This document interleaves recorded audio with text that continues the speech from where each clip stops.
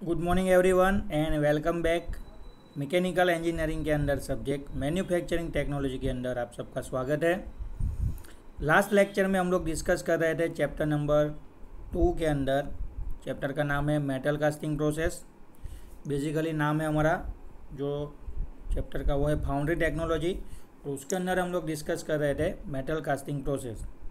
Last lecture में हमने continuous casting process देखा था। क्लियर है? आगे बढ़ेंगे। एक लास्ट कास्टिंग प्रोसेस बाकी है, उसको ख़त्म करके हम लोग चैप्टर के अंदर आगे बढ़ेंगे। लास्ट जो हम कास्टिंग प्रोसेस डिस्कस करने वाले हैं वो है सिरामिक मोल्ड कास्टिंग। ठीक है, नोट डाउन कीजिए पॉइंट, सिरामिक मोल्ड कास्टिंग। अब तक हमने क्या किया तो कि भाई पहले हमने सैंड में से मोल्ड बनाया, फिर हमने क्या किया, इन्वेस्टमेंट कास्टिंग किया, फिर हमने कंटिन्यूस कास्टिंग प्रोसेस किया, फिर हमने प्लास्टर ऑफ पेरिस या फिर कंक्रीट में से मोल्ड बनाया। क्लियर है?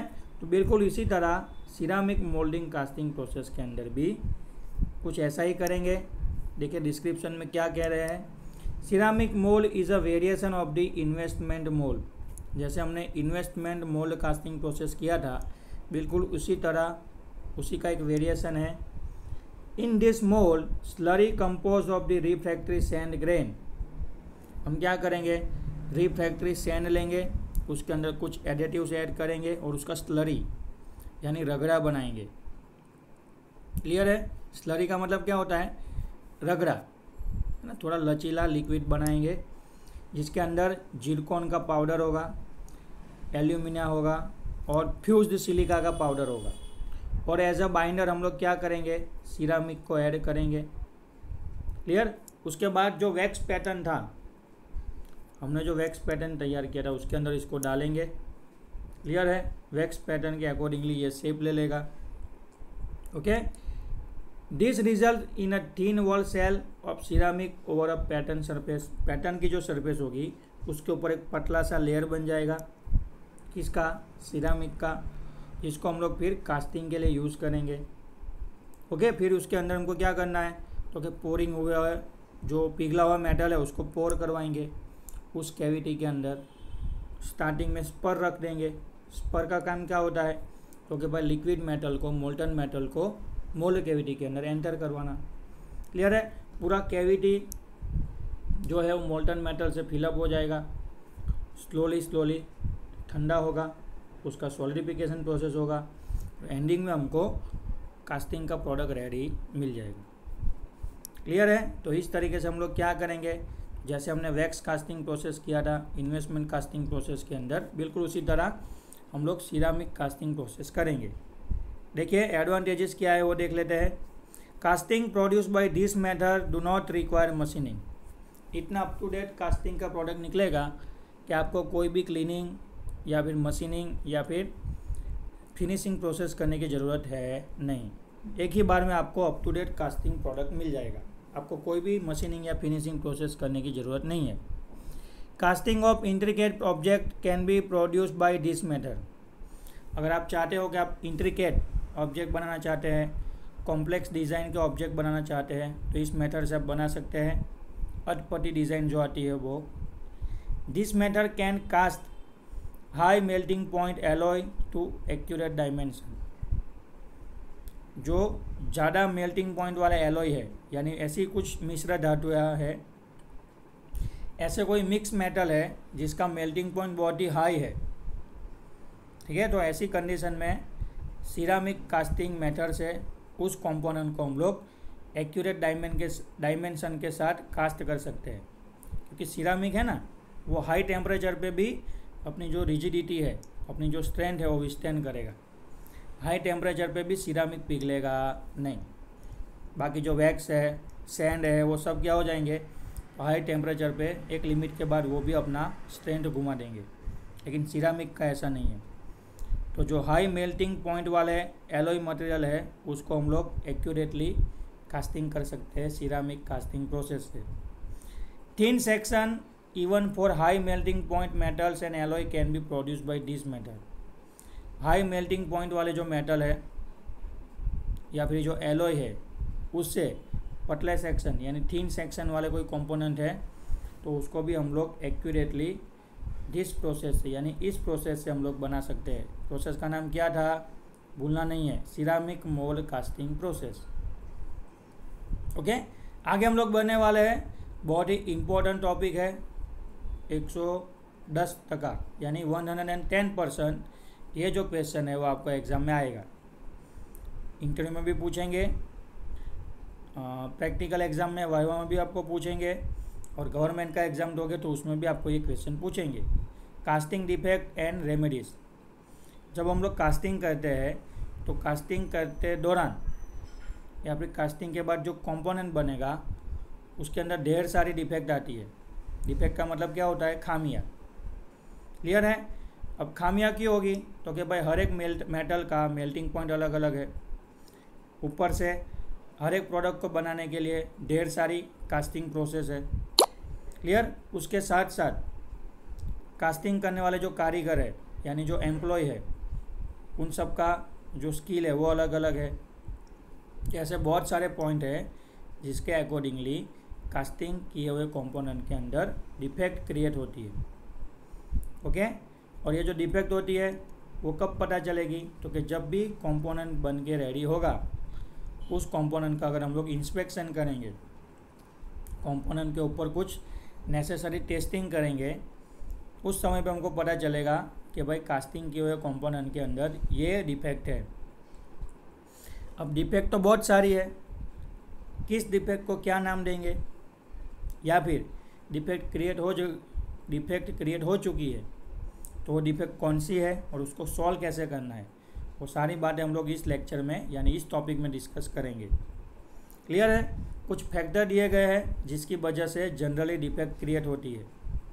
The factor which are responsible for the defect. ऐसे कौन से फैक्टर, ऐसे कौन से पॉइंट है जो डिफेक्ट के लिए रिस्पॉन्सिबल होते हैं वो, तो वन बाय वन देखेंगे।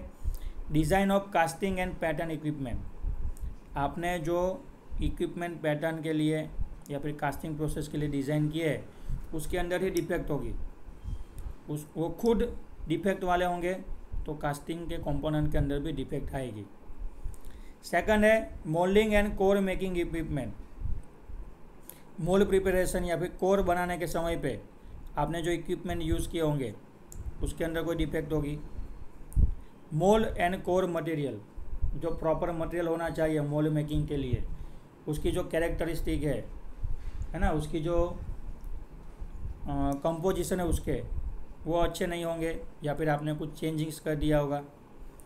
मेटल कंपोजिशन, आप जिस मेटल को पिघाल के एंटर करवाने वाले हैं, फॉर एग्जांपल आयरन, लोहा, ठीक है, आपने क्या किया, कहीं से बंगार से स्क्रैप में से ढेर सारे लोखंड के टुकड़े ले आए, लोहे के टुकड़े ले आए और डाल दिया। अब बंगार में क्या होगा, तो कि बंगार में जो भी लोखंड होगा ना स्क्रैप में, उसके ऊपर जंक लगा होगा, कोरोजन होगा, कचरा होगा, धूल होगा, मिट्टी होगा, तो वो सब कहाँ मिक्स हो जाएगा। तो जब मेटल पिघलेगा तो उसके साथ वो भी मिक्स हो जाएगा, तो वहाँ पे मेटल के कंपोजिशन चेंज हो जाते हैं। फिर आपने जो मेटल को एंटर करवाने के लिए या फिर मेटल को फ्लो करवाने के लिए जो गेटिंग सिस्टम यानी राइजिंग सिस्टम लगाया होगा, उसका अरेंजमेंट। और लास्ट में है मेल्टिंग एंड पोरिंग। मेटल को एक प्रॉपर टेम्परेचर पे पिघाल के एक प्रॉपर मेथड से उसको पोर करवाना है। ठीक है, तो ये जो 6 पॉइंट है, अगर आप उसको ध्यान में नहीं लोगे या फिर ये 6 पॉइंट है जो कास्टिंग प्रोसेस के दौरान इन्वॉल्व होते हैं, उसको अगर आप ध्यान नहीं दोगे, उसको कंट्रोल नहीं करोगे, तो बेसिकली कास्टिंग कंपोनेंट के अंदर डिफेक्ट क्रिएट होगी ही।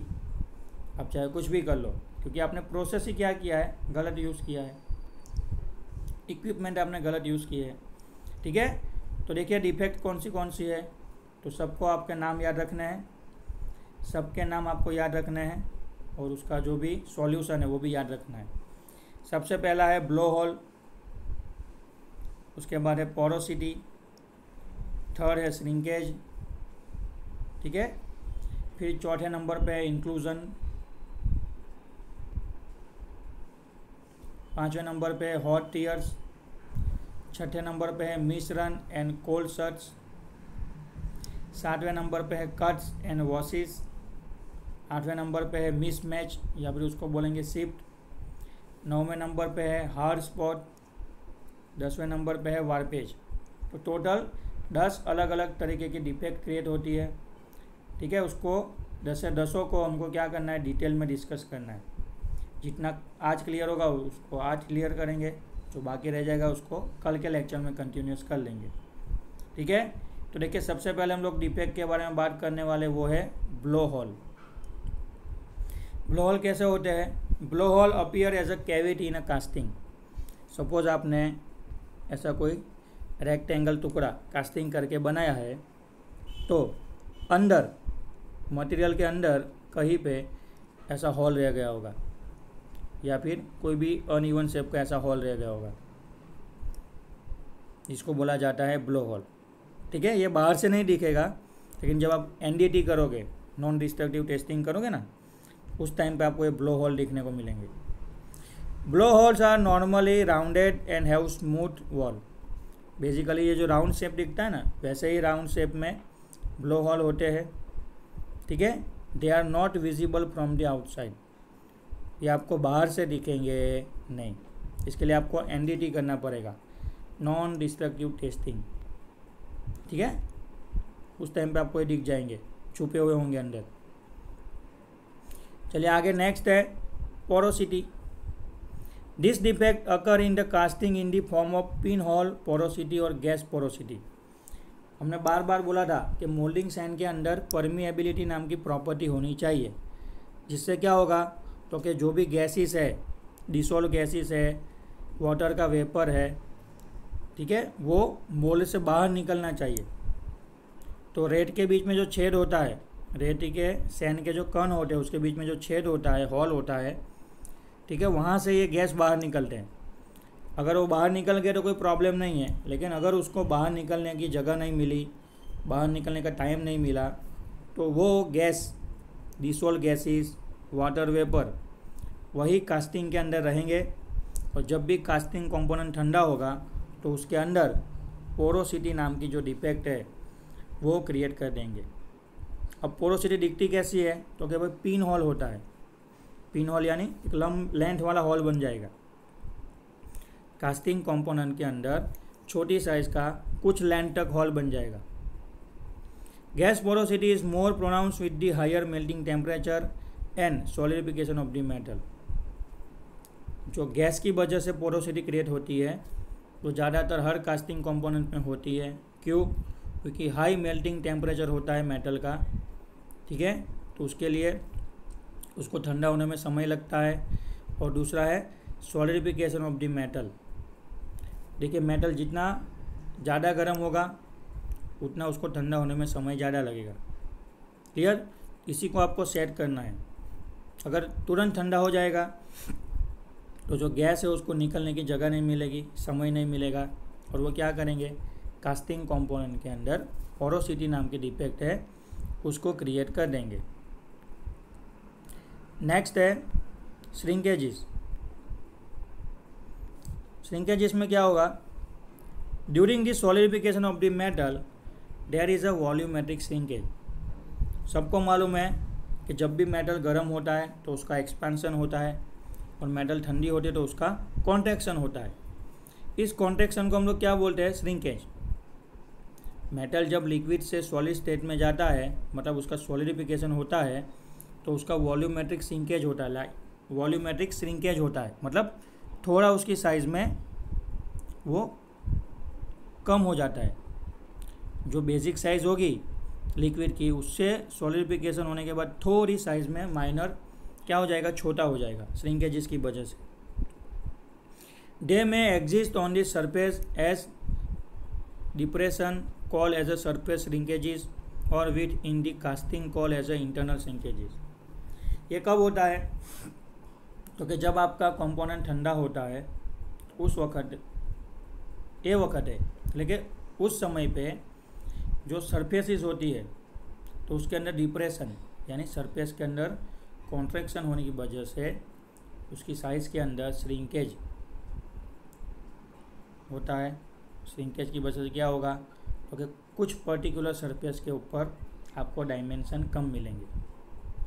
क्लियर है। वैसे अगर आपने बीच में हॉल क्रिएट किया है तो वहाँ पे इंटरनल श्रिंकेज होगा, तो उससे भी आपके जो बेसिक डायमेंशन है वो आपको कम मिलेंगे।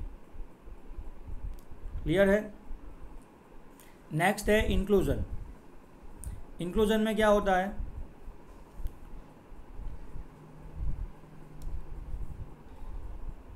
Any separate non metallic forging material present in the cast metal is known as a inclusion. आपने जो मेटल पिघला है वो तो मेटालिक मटेरियल है, मेटल है, दैट मीन्स मेटालिक मटेरियल, वो तो पिघल जाएगा, लेकिन उसके अंदर जो अशुद्धियाँ होगी, बाहर का कुछ पार्टिकल होगा जो नॉन मेटालिक होगा, जैसे कचरा, धूल, मिट्टी, ठीक है, लकड़ी की चिप, कुछ भी XYZ, तो वो वहाँ पे लिक्विड मेटल के साथ मिक्स हो जाएगा। जो इम्प्योरिटी है उसको हम लोग क्या बोलेंगे, इंक्लूजन। क्लियर है। जो भी अशुद्धि है उसको हम लोग क्या बोलेंगे, इंक्लूजन। जिसके अंदर क्या होता है तो क्या भाई ऑक्साइड होता है, यानी डिसॉल्व ऑक्सीजन, स्लैग होता है, धूल मिट्टी डर्ट होता है, और कुछ गैसेस भी हो जाते हैं जैसे कि N2O, नाइट्रोजन है, कार्बन है, ठीक है, ऑक्सीजन है, ऑक्सीजन तो ऑक्साइड के अंदर आ जाएगा। क्लियर। बहुत सारे डिसॉल्व गैसेस होते हैं जो क्या करेंगे, इंक्लूजन नाम के डिफेक्ट क्रिएट करेंगे, जो क्या करेंगे, इंक्लूजन नाम के डिफेक्ट क्रिएट करेंगे। अब जितनी भी डिफेक्ट मैंने आपको दिखाई ना उसकी फिगर यहाँ पे दी गई है। देखिए सबसे पहले ब्लो होल, देखिए ब्लो होल कैसा दिखेगा, इस तरीके से दिखेगा। क्लियर। फिर बात की थी हमने पोरोसिटी, यानी पिन होल, छोटे छोटे छेद बन जाएंगे, तो ये है पोरोसिटी की डिफेक्ट। फिर श्रिंकेजेस, यानी अनइवनली मटेरियल क्या हो जाएगा, कॉन्ट्रैक्ट हो जाएगा, तो ये श्रिंकेज की डिफेक्ट है। अब देख सकते हैं यहाँ पे किस तरीके से मटेरियल सडनली कम हो गया है ना। जैसे कि रास्ते पे जाते हैं तो रास्ता पूरा बैठ जाता है, बड़ा सा रास्ते में हॉल बन जाता है, छेद बन जाता है, वैसे ही। क्लियर है। ये 3 तरह की डिफेक्ट मैंने आपको दिखा दी। चौथा क्या था, जो अशुद्धियाँ होती है, इंक्लूजन। ओके, तो इंक्लूजन में क्या होता है, मेटल के अंदर जो भी कचरा होगा वो कचरा कंपोनेंट के अंदर जाके जब भी मेटल सॉलिड हो जाएगी, ठंडी हो जाएगी, तो वो कचरा भी वहीं पे जम जाएगा, इससे इंक्लूजन नाम की डिफेक्ट क्रिएट होगी। तो ये 4 डिफेक्ट तक रखते हैं आज हम लोग। आज के लेक्चर में हम लोग यही तक रखेंगे। नेक्स्ट लेक्चर में इसी टॉपिक को कंटिन्यूस करेंगे। तब तक आप लोग क्या कीजिए, जो भी इम्पोर्टेंट चीज़ें आज बोली गई है, जैसे कि ये डिफेक्ट है, ये डिफेक्ट है, फिर सिरामिक कास्टिंग प्रोसेस है, ओके, तो दोनों चीज़ों को नोट डाउन कर लीजिए। और ये जो फिगर दिखाई गई है वो भी खास बना लीजिए, इससे आपके कंसेप्ट और क्लियर होंगे। तो यहाँ तक रखते हैं आज के लेक्चर में, मिलेंगे कल और इसी टॉपिक को कंटिन्यूस करेंगे। Thank you.